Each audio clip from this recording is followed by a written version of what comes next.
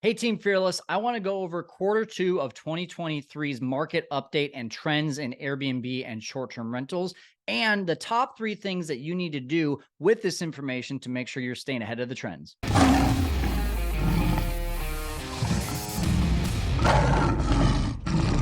Hey, welcome in to the Fearless Investor YouTube channel. And if you are part of this channel and subscribed, then you're getting all of our content, all of our video podcasts. And we're always talking about how to be able to stay competitive with short-term rentals and how to be able to even build a short-term rental business. But this today was actually some slides I'm going to show you today are from an actual meeting that I had with my market manager here with Airbnb. When you get to a certain level in Airbnb, they assign you to a market manager. That market manager has basically two goals. Number one is to help you see trends. And then number two is to help you with some issues that maybe customer service isn't expediting for you. So we're very blessed to have a great market manager. But in this meeting that we had with them, they were showing us a few trends. And I said, hey, can I share this with my audience? And they said, yeah, sure, if you want to. And because I really think that this is beneficial for all of you to see so that you can see what's going on in 2023 compared to 2022 and what they are forecasting for the upcoming years. So let's take a look at what you're seeing on your screen now. And this is one of the slides. If you know and you've been following me for a while, we're in the Fresno, California, Central Valley market. And in this market, what we're finding is that demand is actually going up over the last year. As you can see, this is actually from the previous basically 3 to 4 months.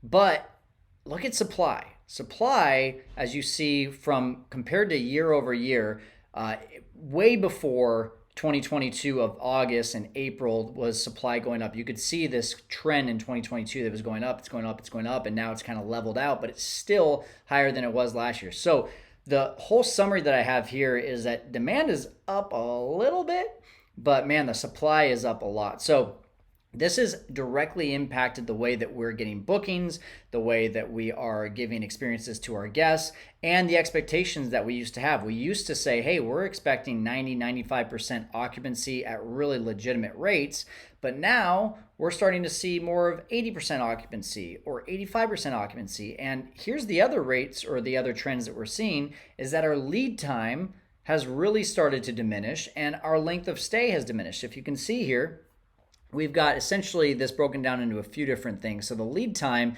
is basically showing you that here's, this 181 days plus. There's very few people that are actually booking then. There's very few people that are booking between 91 to 180 days, but there's a ton of people that are booking same day and within 2 to 7 days of the bookings. So the other big chunk here is actually 31 to 60 days out. And I'm going to talk about that here in a second. And then, coming in a little bit, let's call it third and fourth or fourth and fifth is this 15 to 30 day stays and then 8 to 14 day stays. So typically people are booking right around 2 to 7 days out, sometimes same day. And then a large majority as well are booking about 31 days out. Now, when you book same day or within the same week, what typically happens here, guys? Think about this for a second. You've got a guest who is saying, hey, I have waited long enough. I need to go book. But now all the supply is up and there's tons of options. So they're no longer feeling like, I need to book this super far out because my stay is going to be really short. Take a look at this length of stay, 1 night. Call that about 35% of stays in our market have been 1 night.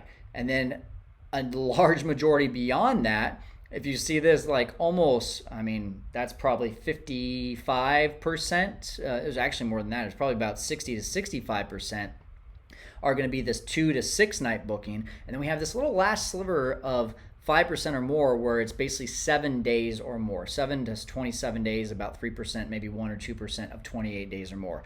So what does this mean? This means that likely the 95% that are booking for 1 to 6 nights are okay waiting last minute for same day or 2 to 7 days out to book their short stay. Whereas this sliver over here, this lead time of call it maybe 10 to 15% of people are saying, I've got a longer stay, so I should probably start booking my longer stay by looking 31 to 60 days out. So again, The idea here is if I have a short stay, I'm probably booking last minute. If I have a longer stay, I'm probably looking 30 days out.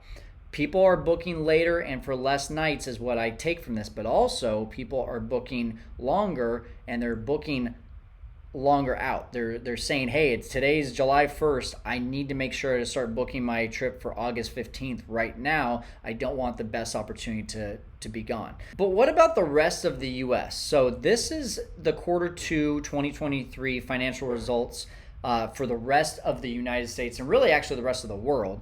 But let's look at this for a second. 11% of nights and experiences booked for growth compared to a year ago. So there's 11% growth in nights booked. My question becomes, okay, sure there's more bookings, but is it keeping up with supply? Just like we saw on the first slide here, yeah, demand is up, but supply is way up. So in effect, we're not going to see higher occupancy in our listings. We might see higher occupancy overall in the number of bookings, but not in terms of percentage of occupancy. So that's the first thing. And then, you see it here as well. Active bookers are growing in every region, and there's more first-time bookers compared to a year ago. So that's all great information. That's good to know. But really, I want to keep on diving in here. 16% cross-border nights booked growth compared to a year ago. So cross-border means crossing over your state border, or if you're in a country, crossing over the country lines, right? More guests are booking for 3,000 miles or more, and then the cross-border travel represented 45% of total gross nights booked, up from 43% in 2022, but still down from 50% in 2019. So what does that mean? This whole thing of COVID happened, right, in 2020.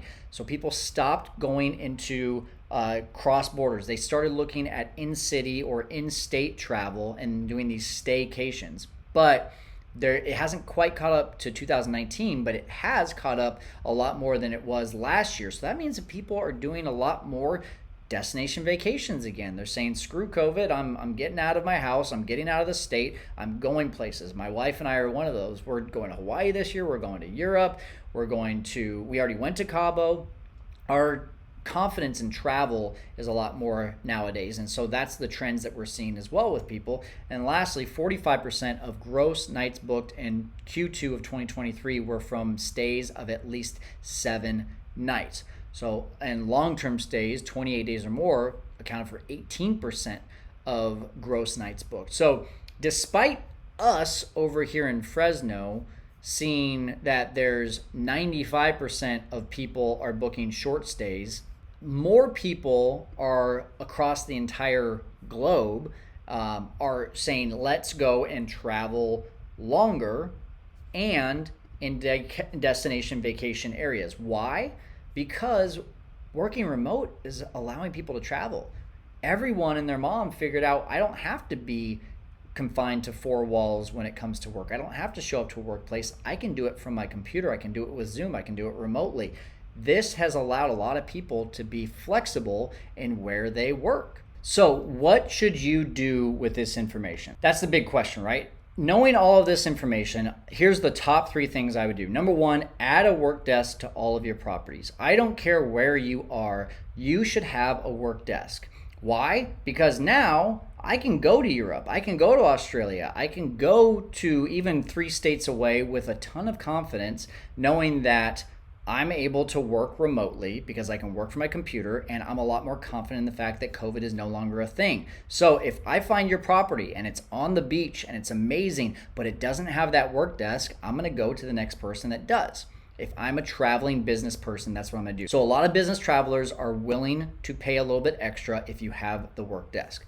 Number 2, add a weekly and monthly discount. One of the things that we know and was reiterated to us with our market manager was that if you have a weekly or a monthly discount, even if people are searching for a 1-night stay, a 2-night stay, a 3-night stay, if you have those discounts for weekly or monthly, you're still gonna get boosted in the algorithm. So even though I have a 7-day discount and a 30-day stay discount, if someone's booking for 3 days, essentially my algorithm, my Airbnb algorithm should be bumping me up so that people can see that I've got a property for them. Now, what was recommended was at least 10%. So if you're going to do this, one of the things you might want to do is manipulate your pricing, maybe add 10% to your overall revenue, but then do a 7-day weekly minimum, and then a last day or final day stay, last minute stays that can do, again, an even bigger discount. But if we do this, if we try to attract people who are booking further out because they're going to be doing 7-day stays or 30-day stays,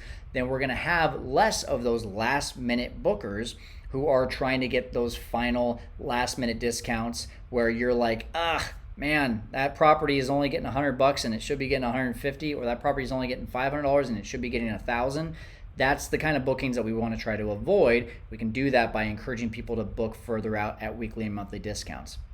And lastly, do business in destination locations. So if you are like me and I'm in Fresno, California, start doing business in really the vacation destinations, because it's not just families, it's not just couples, it's now business people, business travelers that are looking at destination vacations and saying, I want to knock out business and travel at the same time. So there's our market trends here in Q2 of 2023. What other trends do you see in your business that you want to share and you want to maybe give some light to? I want to hear from you. Go ahead and comment in the description down below. We want to hear from you on all the things Airbnb. Are you higher in occupancy? Are you lower in occupancy? Are you noticing that some of your properties are really starting to struggle, whereas some are really starting to thrive? We want to know about those trends. The more that we can keep each other in the loop of what trends are going on, the more that we can make smart financial decisions on which properties and which areas we're going to. If this video was helpful for you, do me a favor and go ahead and share it with another Airbnb host that you know.